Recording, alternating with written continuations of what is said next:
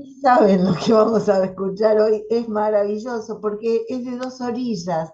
Él está en Uruguay, o está acá, o hizo su historia acá y vive allá. No, en realidad es uruguayo pero es internacional.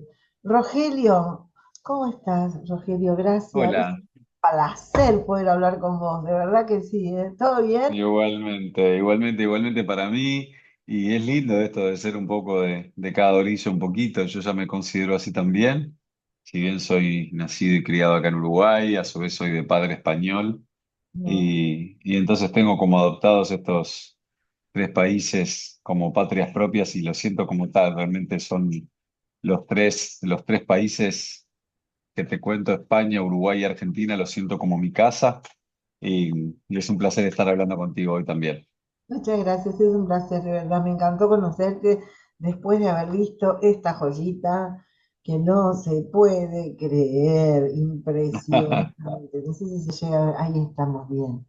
Esta joya que has hecho por todo el mundo ya, pero vamos a ir de a poquito, porque descubría que tenemos lugares comunes. Bueno, los dos somos actores, de hecho, pero estudiaste con Augusto Fernández aquí en Buenos Aires y después te Así fuiste a es. España y estuviste con a quien quiero profundamente, que es a Juan Carlos Corazza, que era la mano derecha de Augusto en algún momento.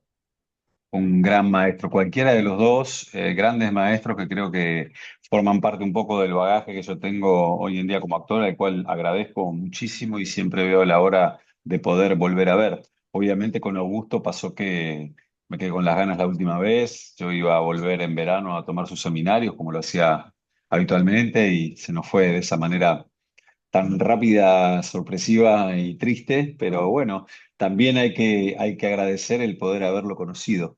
Después haber descubierto a Juan Carlos allá en Madrid, que es una bendición también cada vez que puedo. Este año no pude, el año pasado sí, fui a su estudio y ahora en breve espero que este verano poder ir a tomar alguno de sus seminarios por allá. Qué bien. Bueno, y ahí se juntan, ¿no? Los tripartitos que decías recién, Uruguay, Buenos Aires, Madrid, Montevideo, Exacto, Montevideo, Buenos Aires, Madrid, ¿no?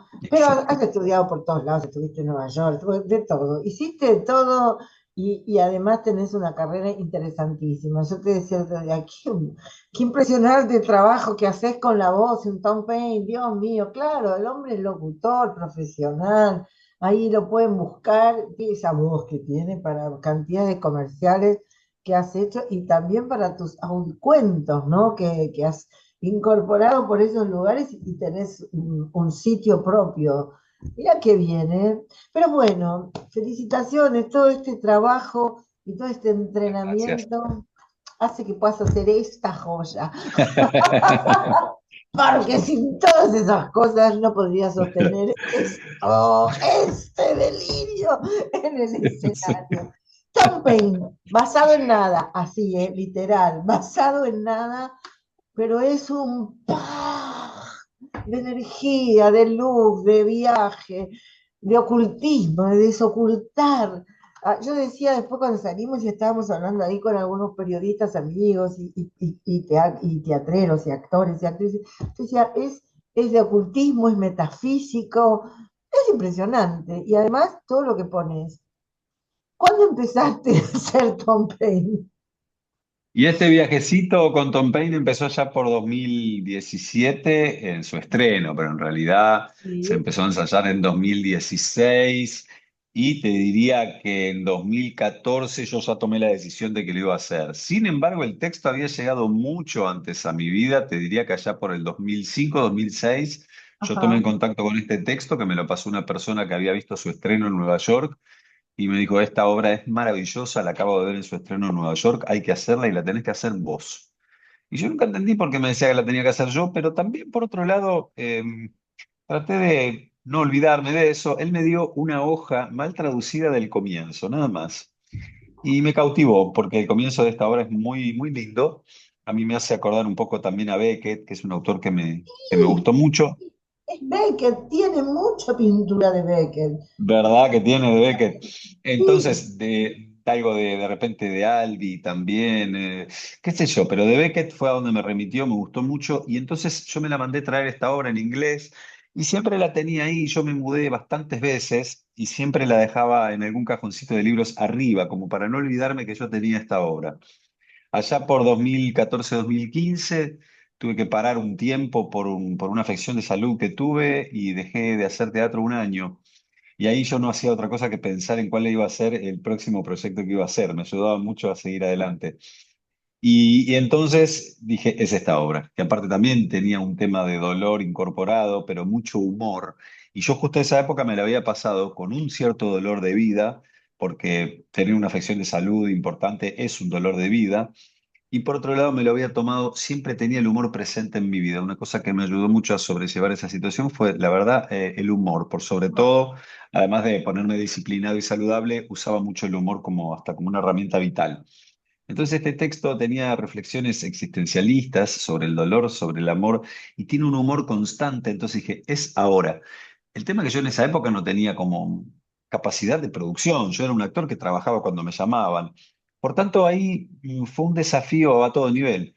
Nunca había hecho un monólogo, nunca había tomado la decisión de yo hacer un texto y comprar la obra y hacer todo lo que llamamos producción en general.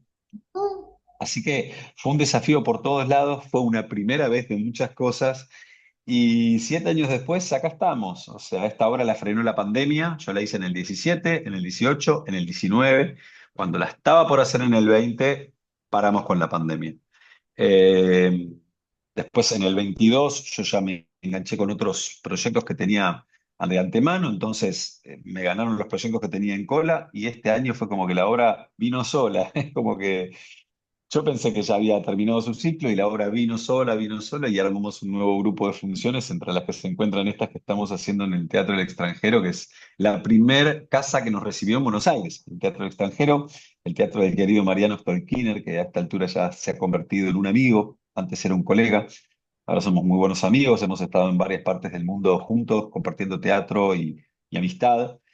Y bueno, entonces hicimos un grupito de funciones acá en Montevideo, la llevé a Tacuarembó ahora en esta última ronda y ahora estamos en el Teatro del Extranjero por estos sábados y quedan tan solo 3 funciones, así que también un poco estamos convocando lo más que se pueda. También soy claro y consciente de que el momento teatral en Argentina es duro, difícil, delicado, la situación en general lo es. Igual nosotros apostamos a llevarla de nuevo a Buenos Aires. A mí me gusta ir en las buenas y en las malas a compartir teatro allá. Y nos quedan estas 3 últimas funciones el día 16, el 23 y el 30. Sábados 22 horas, de Valentín Gómez 3378, que es el Teatro del Extranjero, y las reservas se pueden hacer por alternativa teatral, que los precios son súper accesibles, y a ir a disfrutar esto, porque la llevaste por todo Sí, el mundo, te ganaste premios con esta obra, el Teatro del Mundo, sí. acá en Buenos Aires, pero la llevaste, está muy metida en vos. ¿Cuánto de eso hay en vos, Rogelio? Y bueno, Esa energía. Porque dijiste algo muy interesante recién, tuve un problema de salud, le puse humor, y creo que a este personaje le pasa todo eso también, ¿no? De alguna manera, ¿no? este personaje a veces se escapa de sus dolores con la risa, ¿no? O trata de salir con un chiste porque le duele demasiado meterse en determinados lugares. Yo creo a veces tener un poco de eso. Creo que el humor y la risa están hechos un poco para eso. Pero de todas maneras este personaje se mete igual, se va a lugares de profundidad, de reflexión. Entonces sí, que yo creo que tiene mucho. Yo creo que cuando uno hace un personaje siempre le pone su propia impronta, o sea que siempre encontrás los puntos de contacto que tenés vos con el personaje, o al menos por lo menos eso lo hago yo. Y después tiene esta cosa de primer naturaleza del teatro, que es jugar a ser otro, contar historias jugando a ser otro. Eso lo hacemos desde niños, nadie nos lo enseña y viene con nosotros. Luego se vuelve una actividad profesional para algunos de nosotros, donde nos seguimos juntando a contar cuentos, o los que uno los contamos, otros los escuchamos. Yo estoy de los dos lados, me gusta tanto contar cuentos como escucharlos. Y entonces sí, creo que siempre trato de poner mucho de mí, pero esta obra particularmente encontré una identificación muy grande, en estos cambios de tema repentinos que tiene. Yo soy bastante deficitaria mi atención y suelo hacer esos saltos de cambios de tema constantes. y después también trato de tomarme siempre todo lo que puedo con bastante humor. Entonces ahí encontré la identificación más grande. Pero por otro lado, me gusta reflexionar muchísimo sobre la propia existencia humana. Es decir, también adhiero mucho a esta frase del templo de Delfos, conócete a ti mismo, que es como una de las premisas, creo que fundamentales para la vida. Entonces, como adhiero a ese tipo de cosas, esta obra me vino como anillo al dedo, digamos. Yo cuando encontré esta obra, digo, encontré una joyita para mí. De hecho, hice la adaptación con mucho rigor, la hice con el autor, del cual los hicimos bastante amigos, por ¿Ah, suerte. sí? Sí, sí, Y también. sí, sí, sí, somos muy amigos. Sí, sí, realmente somos muy amigos. Y él me ayudó mucho, él no habla una gota de español, pero yo tengo un inglés relativamente digamos, aceptable. Entonces nos maileábamos y yo le preguntaba esto, necesito adaptar esta frase, no entiendo por dónde viene esta frase. Entonces la adaptación que le hice, cosa que es bastante difícil de hacer, el proceso de traducción y adaptación, fue muy riguroso y entonces realmente me apropié del material de una manera que me resultó muy propio en su lenguaje también. O sea que, si bien es un trabajo que es grande, porque hay que meterle bastantes horas como para que esto fluya, hay que hacer un entrenamiento bastante riguroso y tener mucha concentración y estudiar mucho la obra todo el tiempo, también te digo que me queda muy cómoda y la siento hasta entretenida, divertida, y a su ¿Cuánto tiempo vez, ensayaste con Lucio Hernández, tu director, esto? Porque no, es un no, no texto, me acuerdo.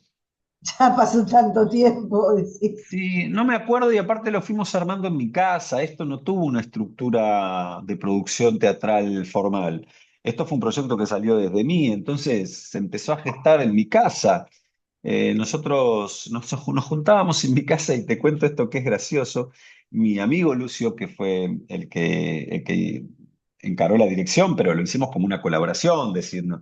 Yo el texto se lo propuse a él, entonces nos metimos como a hacerlo juntos. Me decía, bueno, a mí me gustaría que hagamos un entrenamiento previo a cada ensayo. Y bueno, él es muy de la cosa, estuvo en la India y los ejercicios y bla, bla, bla. Y yo Es Yagur sinceramente, también, perdón, es uruguayo. ese es uruguayo. Yo no tenía muchas ganas de hacer ese tipo de entrenamiento que él quería. Yo quería ir más al Al punto. juego.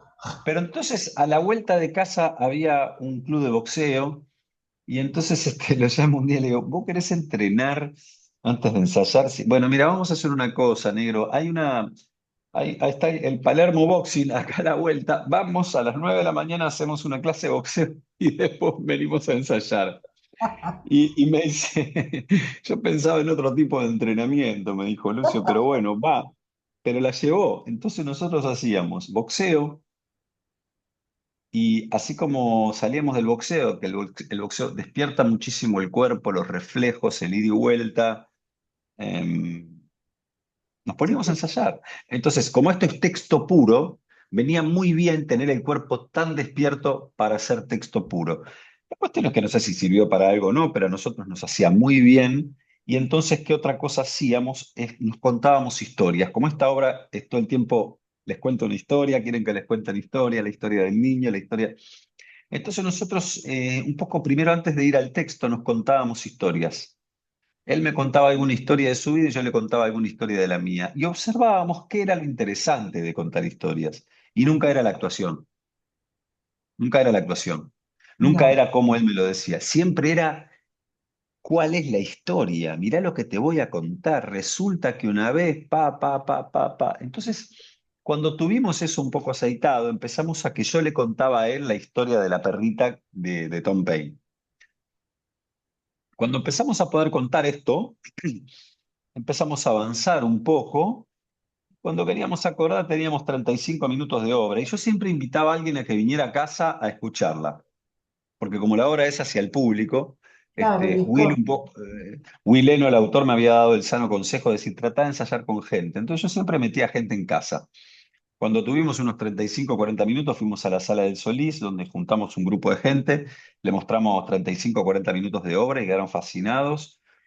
Y ahí no sé cómo pasó, pero en unos días ya estábamos haciendo correr la obra. También la primera vez que la hicimos correr fue con gente y de tiempo yo no sé cuánto habrá pasado, pero habrán pasado, yo calculo que entre 2, 3 meses, 4. Después cortamos en fin de año, y estrenamos en febrero, o sea. Vos pero no me tenías el acuerdo bien texto, cuál. porque el texto ya lo habías empezado a masticar. Vos ya habías incorporado el texto, faltaba todo lo demás. No, no, no lo tenía tan incorporado. Lo tenía comprendido, me gustaba, pero no tenía tan incorporado, ¿no? La verdad que no. Empecé como a repetirlo y a ver, o sea, una vez que entramos por el canal de contar la historia, ahí fue siendo más fácil. Luego yo tuve que parar para terminar de adaptar porque empezamos a ensayar y me di cuenta que le faltaba adaptación, paré, seguí adaptando, volví a ensayar, sí, fue un trabajote. Y Trabajó, se ve tan natural, se ve tan claro, se te ve tan puesto ahí, tan despojado de cualquier hilo, no hay piolines. Eso y es es lo que que... esa es la idea. No hay piolín. El tipo está completamente loco, va, vuelve, viene, va, te cuenta una historia, se relaciona con el público a veces no entiende y él sigue igual. Es bárbaro lo que pasa. Porque yo decía, Sí, para mí es iniciático. Acá lo que descubrís es el valor de la palabra y la escucha. sí, Poder es escuchar, interesante. es que parece ser que lo estamos perdiendo. Y mirá qué loco lo que encontré, porque investigando un poco a por qué Tom Paine, ¿no? Encontré una cosa que digo ahora sobre el valor de la palabra. Digo, el autor no se habrá tomado como nombre propio el de Thomas Paine. ¿Sabes quién es Thomas Paine? Thomas Sí, Paine fue sí, un exdiputado, lo investigaste, ¿no? Y es muy loco porque este tipo, cuando uno ve que fue un político norteamericano, que nació en Nueva York y murió en el 1809, un político, escritor, filósofo, intelectual, radical y revolucionario de origen inglés, promotor del liberalismo, el humanismo, la izquierda política, es considerado uno de los padres fundadores de los Estados Unidos. Y yo dije, exacto. claro, ¿entendés? Me mostró un extracto completo de un pensador en este personaje. De un Claro, personaje. un poco él agarra ese nombre y juega con el nombre de Thomas Paine, transforma el apellido Paine, que se escribe Paine, en Pain de dolor, y Sí, juega con un pensador, pero en realidad le pone justamente a propósito basado en nada, como primero para separarlo de ese gran personaje histórico, como decir, no, no es basado ni en la novela histórica ni el personaje histórico, y le pone basada en nada porque cuenta la historia de un don nadie porque a veces cuentan de qué manera esas partículas de vida, esas partículas de gente, esas cosas chiquititas de la vida son las que construyen las grandes cosas. E incluso lo hemos hablado con él, con el autor, también a nivel físico, cómo las pequeñas moléculas y partículas de carbono, hidrógeno y todo esto conforman el propio universo. O sea, las cosas más grandes del universo están conformadas de pequeñísimas partículas y un poco por ahí el juego con el nombre y el juego con el basado en nada también. sí, total, total, claro, basado en nada. Pero hay una cosa de ideología, de libertad, de pensamiento, de esta cosa de recapacitar y de reorganizar el pensamiento cuando el pensamiento está ta, ta, ta, ta, ta, ta, ta, ta, ta, ta, ta, ta, en eso que haces, sumado a un manejo de la voz impresionante que tenés, que bien lo sabes, por eso también tus laburos como locutor, y una cosa física porque, ¿cómo terminás después de eso? ¿O qué haces antes?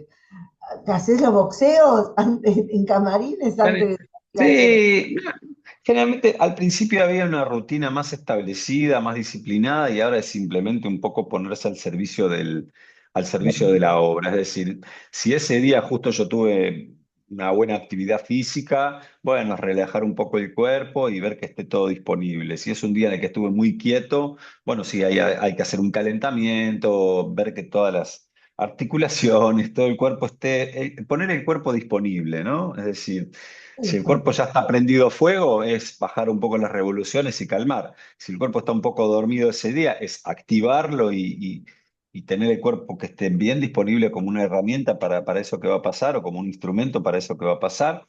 Ya que nosotros los actores tocamos nuestro propio instrumento, ¿no? Como guitarrista, pianista, qué sé yo.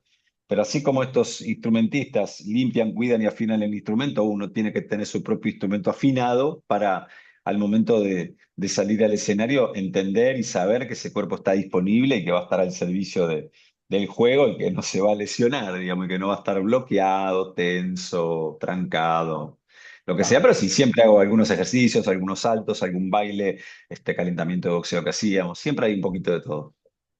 Y Yo les después recomiendo termino bien, termino bien, termino contento, relajado, cansado, por supuesto, con una pero buena con copa el para festejar, con una buena copa de vino para poder festejar cuando estás acá en Buenos Aires. Yo, la verdad que casi siempre. la súper recomiendo. Creo Qué que bueno. de todos los lugares es interesante para aquel que le gusta ver escuchar un muy buen texto, aquel que le gusta ver una excelente actuación, aquel que quiere salir modificado del teatro, aquel que se quiere reír, aquel que quiere pensar. Y creo que Tom Paine cumple con esto que nosotros decimos, los actores decimos que el teatro es curativo, que el teatro te transforma. Salís de ver esta obra así, es un aire fresco y además es de verdad como un para nosotros también actores, ¿no? Es un gran seminario teatral, así que por eso nombraba a mi querido, amado Augusto Fernández en el inicio, porque también fue mi maestro y fue Qué mi amigo, lindo.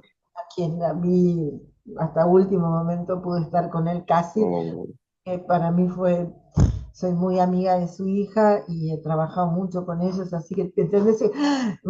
Dije, bueno, claro. Así que, señoras, señores, hemos tenido aquí en Popurrí muchas nueces a este grandioso actor rioplatense, internacional, multipremiado como es Rogelio Gracia, que estos 3 sábados va a estar allí en el Teatro del Extranjero haciendo Tom Paine, que es Tom de verdad Petty. una joya basada en nada.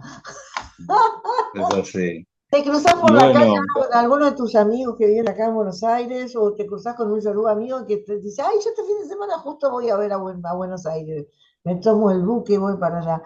Y vos le decís, yo estoy haciendo Tom Paine allá, vení a verlo. ¿Y por qué? Te dice, se voy, ¿por qué tengo que ir a ver Tom Paine?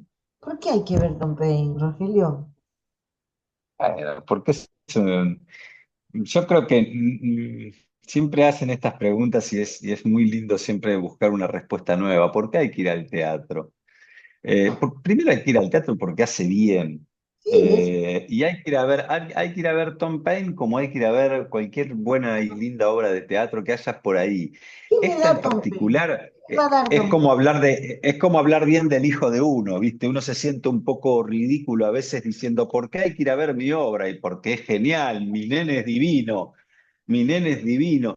Entonces yo digo, bueno, más allá tratando de tener un poco de objetividad, decirte que sí, que es un juego de espejos, como lo es el propio teatro en sí, donde realmente hay una observación delicada, sensible, profunda, poética, humorística, sobre la experiencia esta de existir del ser humano, que es bien curiosa. Es decir, reflexionar sobre el dolor es reflexionar sobre algo muy curioso, porque, digamos, si pensamos un poco, decimos, el mecanismo del dolor en el ser humano, ¿qué mecanismo más curioso? Podría perfectamente no existir. Y decime si no hay una clave muy grande en la calidad de tu vida, en el hecho de cómo gestionar el dolor en la vida. Dolor en la vida tenemos todos. Sin embargo, algunos aprendiendo y teniendo herramientas para manejar el dolor, podemos vivir de otra manera con esos dolores, porque ¿quién no tiene dolores? Y sin embargo, hoy en día la propia neurociencia demuestra que las personas más felices no son las que menos problemas tienen o las que menos sufren.